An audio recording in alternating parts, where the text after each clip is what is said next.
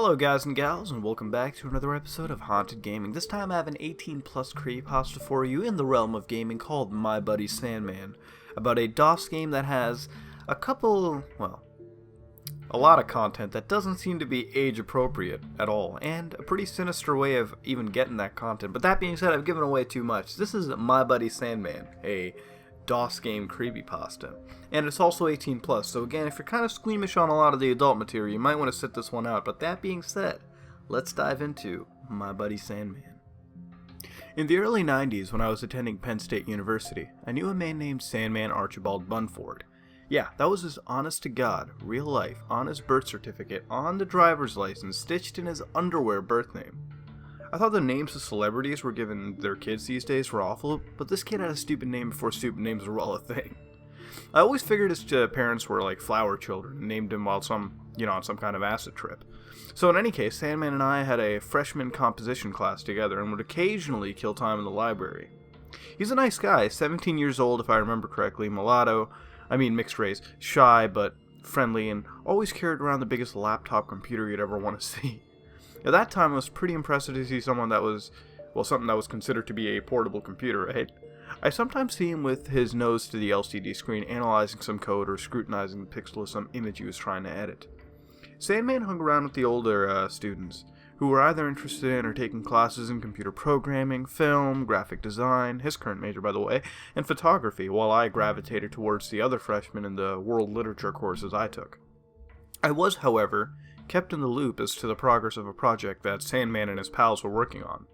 He would talk to me sometimes about this game and was helping them make. From what I gathered at the time, it was a mixture of text-based horror and point-and-click style dungeon crawling that they were calling Warlock with an E. He was wildly excited about being involved in this project and would almost get giddy whenever he talks about it, grinning stupidly while assuring me Warlock was going to be the next big thing in gaming. And I always humored him, although in reality I thought the whole thing was some sort of pipe dream.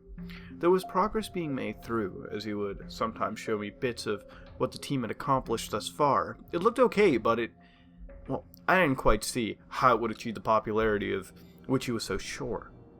The premise was a simple one: get through a dungeon, collect items, fight baddies, save the princess, you know the drill. This, however, this hook at least, was that this was going to be an adults-only game with digitized photos depicting graphic violence and nudity. The adult theme was a gimmick that would serve as a selling point, getting grown-ups to pick it up and teenagers to lust after it. I guess I really couldn't argue that sex and violence really do sell. Sandman's contribution was to help with the digitizing and editing of the photos to be used in the game. Lots of blood and gut stuff that you would see in Fangoria magazine, which Sandman usually had a copy. He let me, or more accurately made me, borrow a tape to watch one time which had recorded his favorite bits of movies like Mondo Cane, Faces of Death, and various Italian cannibal films, which apparently is a genre. Pretty sick stuff, not my cup of tea, but nothing, unheard of. For a few weeks I was hearing lots of Warlock, and how underground gaming was going to break into the mainstream, and gradually Sandman's excitement seemed to wane. I eventually asked him about the progress of the game, and he said that all he knew was that it was in development, and a few days later I saw him fervently working at his monolith of a laptop again, which I inquired, and he stated the game was getting a graphical overhaul, and he was in the process of digitizing and cleaning up a few new grisly photos. I chuckled and wished him luck. It was later in the month, after spring break, that I met up with Sandman in the library after a statistics class. When he saw me approaching, he let loose the toothiest grin I ever saw from him, and he proudly held up a 3.5-inch floppy disk. He reminded me of Lady Liberty towering high with her torch in hand. I sat next to him, and he proceeded to tell me that the beta version was finally playable, and almost ready to shop around at distributors. He opened his laptop case, handed me one of a stack of dozen of floppies. "Here," he said, "take this home and let me know what you think." "Sure," I agreed with a chuckle, adding, "I hope my computer has enough juice to run it." So here comes the game, and after a few days of "did you play it yet?" from Sandman, I finally got around to checking out what I was told would be the best-selling game of 1992. The year by which they were sure that they would have mass distribution. On a Thursday evening at home, I popped the floppy disk into my Packard Bell and booted her up into DOS. The setup ran smoothly, and was finished and configured in about 10 minutes' time. Upon launching the game program, I noticed that the title screen looked, fairly professional. Maybe I'd underestimated the ragtag band of artists and coders who, according to the startup screen, were calling themselves Terrasac Solutions? More rad misspellings to distinguish themselves as an edgy, forward-thinking upstart. I smirked to myself after reading all the all-caps locked message explaining that the game was not intended for anyone under the ages of 18, despite being created by kids barely that old. I selected a new game and hit return. A text box popped up telling me that I had to rescue the Queen's handmaidens from a dungeon before some ritual called the bloodening occurred. Oh man, the bloodening? Really?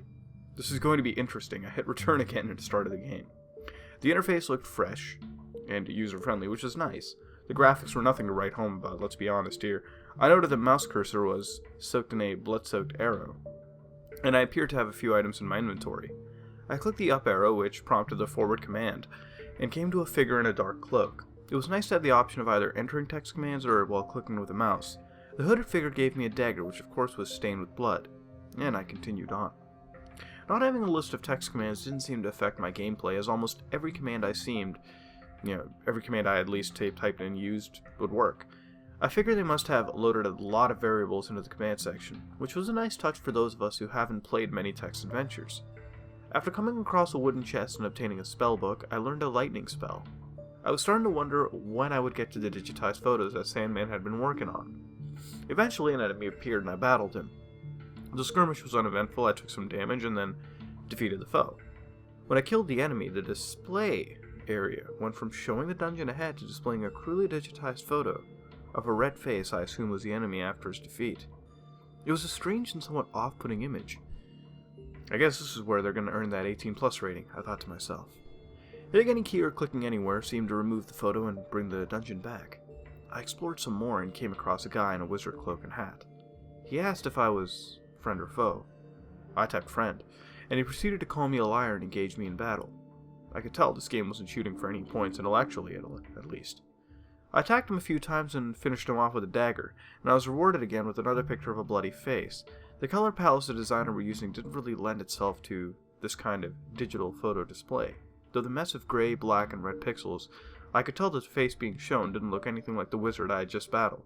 This is a matter of content over form, and the content was simply shock value. After receiving another spell and a key from the wizard, I continued my search through the corridors of the labyrinth. Honestly, there weren't even many wrong turns or pitfalls. I guess they just wanted to keep the pace pretty action-packed. I eventually came to a set of iron bars and used the key I got from the wizard on them, and what I saw next at least had caught me off guard. A pixelated image of a topless woman tied down with rope popped up in the display area, accompanied by text offering to thank me with either a spell or her body, and I'll admit, I was more than a bit curious as to what would happen if I took her up on the offer of the body. I was a college student without a girlfriend, give me a break, so I typed body into the text field, and was shown another picture of a topless woman. This time not tied up, she was staring at me as seductively as a, four-color block woman could. I admit it's pretty funny, and hey, maybe it would work as a selling point for the game.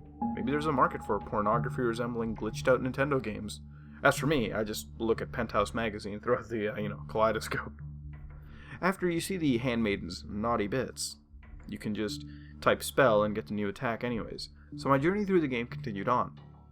And I fought baddies, got items, and rescued the handmaidens. For each fight I won, I was rewarded with the new gruesome photos and, the spoils of victory, I guess you could call it. Some of them looked like they were out of a horror magazine or a slasher flick. Others were harder to make out, but were slightly more upsetting. I was noticing that they didn't even seem to fit with the dungeon crawl theme of the game. They just looked like crime scene photos or emergency room photos. Like I said, not easy to see exactly where, what was happening in them. I guess Sandman did the best he could with the low resolution and minuscule color palette that he was afforded. The pictures of the handmaidens were a little odd to me also. I'm not a prude or anything, I know that some chicks are into bondage, but the women in the pictures all look kind of frightened or worried. They didn't appear to all, be relieved to see the warlock come to save them, despite their constant offers to ludicrously satisfy his physical needs. Whatever, maybe I'm just, not into tied-up girls. I eventually saved the third and final handmaiden, and when I turned around, was face to face with a new enemy known as the Blood Demon. Well, who else would you expect to hold a ritual called the Bloodening, right? This was the toughest opponent I had yet faced. All the others up to this point were almost criminally easy. I had the health potion though, and the items didn't seem to disappear after use, so the only thing that really made the blood demon tougher was that he, well, took longer to kill. I wondered later if it was even possible to die in this game at all. So I handily defeated what turned out to be the final boss of this short game. The game showed me a picture of my slain foe, which looked like some kind of dead raccoon or a turtle, but I was surprised that they got an image that wasn't just another human victim from a slasher flick. I was told that that I'd be receiving some kind of handsome reward, really. I had the return key and was compensated for my efforts in the labyrinth by another nude female, who I assume was a queen, telling me to come hither and collect thy reward. Another tap of the return key brought up "thanks for playing" message. In a list of the guys who made a game together, I saw Sandman's name in the special thanks category, and imagined how stupidly proud he must have been. There were one or two other names I thought I recognized, only as friends of Sandman's though. Now, since I beat the game in one night, I was able to talk to Sandman about it the following day in the library. He once again asked me, "Did you play it yet?" And this time I was finally able to give him the answer he wanted. Of course he wanted to know what I thought about it, and how blown away I was by it. I didn't really have the heart to tell him that the plot of the game was wafer thin and the characters were all but non-existent. The gameplay was inane and repetitive. The dialogue was ridiculous. Comparable games were offering sound and sometimes music. The sex and violence would probably kill any mainstream release. Or that the graphics were barely up to par with other computer releases and totally eclipsed by Nintendo and Genesis. So instead I said that it was bitchin' and really fun. I wasn't going to rain on this guy's parade, and hey, maybe the game would get picked up by some, and maybe become popular in some form or another. The fact remained that this group of college kids actually did put together a playable computer game that worked and might garner some attention. That's more than a lot of young programmers can even say. When he asked, I told him that the digitized photos looked really good and would probably be a lot better as computer technology improved. And he agreed. He continued to talk my ear off about all the work he and the others at Tesseract had done, and how this was only the beginning for him. Finally, he had to go to class, and I was spared having to hear about adjusting the resolution on the in-game photos for the third time. And from that point on, his mania seemed to level off, and we got back to talking about, things other than Warlock. But after several weeks, it was actually me who brought it up again. I asked what was going on with the video game, and he told me that Aaron and Robert, two of the programmers, were just working out minor bugs. Just before the end of the semester, I asked again, and he said that he had been able to get into contact with neither Aaron nor Robert, and others who worked on the project either didn't know or wouldn't even say what was going on. I told Sandman it was probably worked out in a few days. Personally, I figured things were going nowhere with the game, or that there was too much adult content in it to even get picked up. But over the summer break, I was still living back home with the folks, and one day in July, my dad told me to read an article he saw in the paper about some Penn State students that had been arrested and questioned by police. I read over the article and saw a few names I recognized. I knew them either from the Warlock game credits or through Sandman, who wasn't mentioned in the paper, but, was still a minor. I told my dad that I knew some of the kids' names, but didn't know any personally. The news stories read that Jeffrey Maxwell, Robert Porter, Aaron Alvers, Peter Bodine, Daniel Scannell, and an unidentified minor had been arrested on suspicion of kidnapping, assault, and burglary in Philadelphia County. I was quite surprised by this, and wondered what had happened, as the news article didn't even give much detail. I didn't hear much about this, for a week or so, and when a news report came on the local station, it elaborated and gave new developments on the PSU student events. Apparently, Jeffrey Maxwell and Daniel Scannell were questioned and released when Robert Porter, Aaron Alvers, and Peter Bodine were being held on charges that now included murder and conspiracy to commit murder, along with another man named Jerome Watts. Obviously, this got my attention. Porter, Alvers, Bodine allegedly traveled from State College, PA to Philadelphia and the Bucks County area at least 3 times between February and May of 1991 and hired prostitutes. The 3 were accused of taking the prostitutes to an empty house, assaulting them, causing bruises, broken ribs, and in one of the girls a concussion. This abandoned house, a former residence of Jerome Watts, was also thought to be the site of the last 2 murders committed by Porter and Alvers. Watts, a 34-year-old sanitation worker, had copped a plea deal in return for further evidence on Porter and Alvers. Bodine was still being held on a conspiracy charge. After gathering physical and circumstantial evidence on Porter, police obtained a warrant and allegedly found a shotgun, which may have been used in the murders, as well as photographic evidence linking himself, Olvers, and Bodine to the scene of the crimes.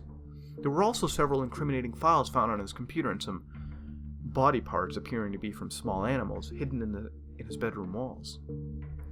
The next day, I got a call from Sandman, to whom I can't remember giving my number, but my family is in the phone book.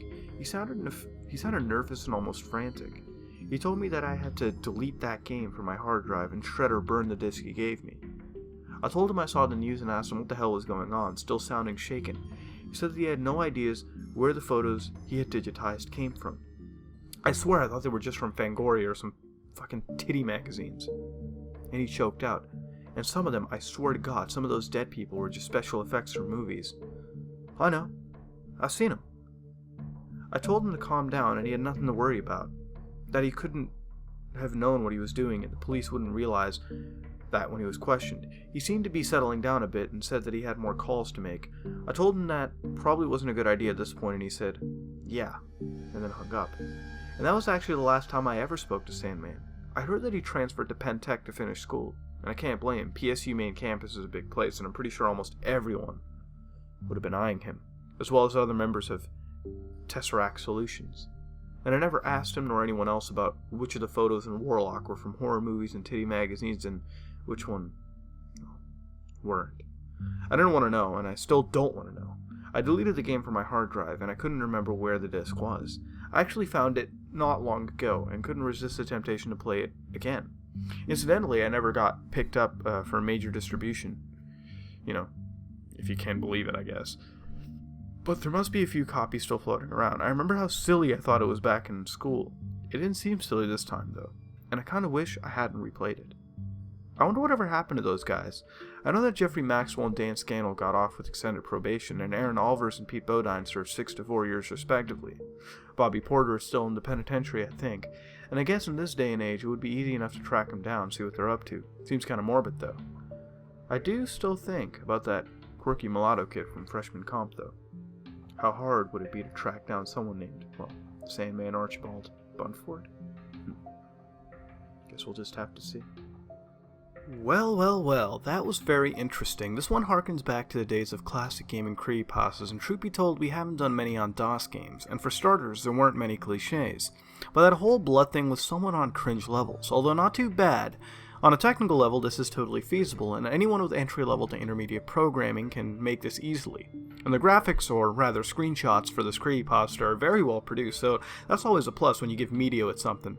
Now, some screenshots were omitted from this video since they're too adult for YouTube, to be honest, but rest assured, they made this creepypasta, and it made you feel creeped out as you read through it.